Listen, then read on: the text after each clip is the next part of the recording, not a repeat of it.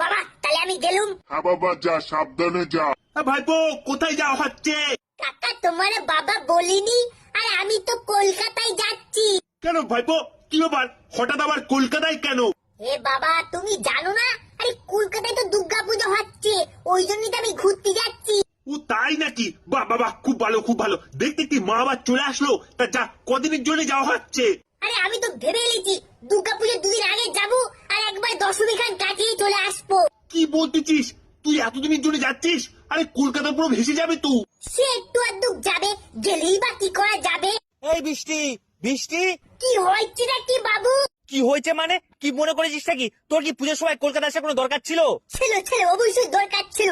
আরে আমরা কি একটু কলকাতায় পুজো পুজো দেখতে যাবো না? এত বড় বড় নামি দামি প্যান্ডেল করেছি, আমাদের তো দেখার ইচ্ছা হয়। তোদের এই প্যান্ডেল দেখার চক্করে বার মধ্যে পুজোটায় পুরো মাটি হয়ে যাবে। কিচ্ছু মাটি হবে না বাবু, সবে জল জল হয়ে যাবে।